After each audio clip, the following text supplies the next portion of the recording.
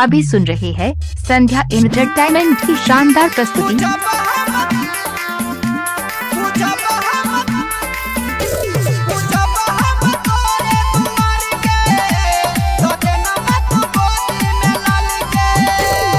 अभी आप सुन रहे हैं जय मां काली रिकॉर्डिंग स्टूडियो फुलपरास चौक से।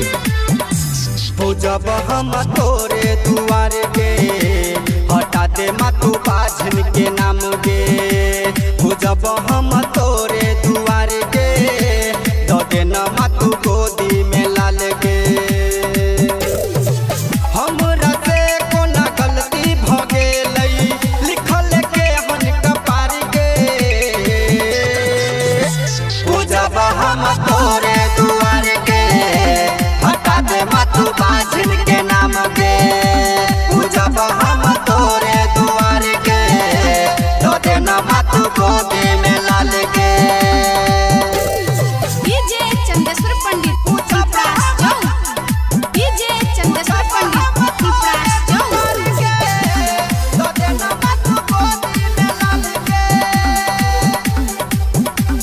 हाँ माई के लाल के पाके हम अबौ सासु नदिया के संगे में लैबौ के मैया। माई के लाल के पाके हम अबौ सासु नदिया के संगे में लैबौ। दर्शन दी है सुन के मैया लिखल के हन कपार के।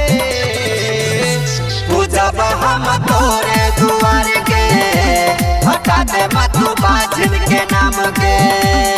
जब हम तोरे दुआर के दे न मातू गोदी में लाल गे। डीजे चंदेश्वर पंडित फुलपरास चौक। डीजे चंदेश्वर पंडित फुलपरास चौक। दे न मातू गोदी में लाल गे।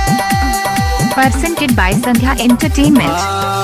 तोरा दुआरे पैबौ गे मैया नारियल चुनरी चढ़ैबौ गे मैया गे मैया। चढ़ैबौ गे मैया तोरा दुआरे पैबौ गे मैया नारियल चुनरी चढ़ैबौ गे मैया। गायक रमेश मधुबनिया कहै छौ समझ के तोरी है नैयास गे। जब हम तोरे दुआर के हटा दे मातू बाझन के नाम गे। जब हम तोरे दुआर के दे न मातू गोदी में लाल गे। यदि आप चाहते हैं संध्या एंटरटेनमेंट के सभी ऑडियो वीडियो देखें तो चैनल को सब्सक्राइब जरूर करें और बेल आइकन को दबाना ना भूलें।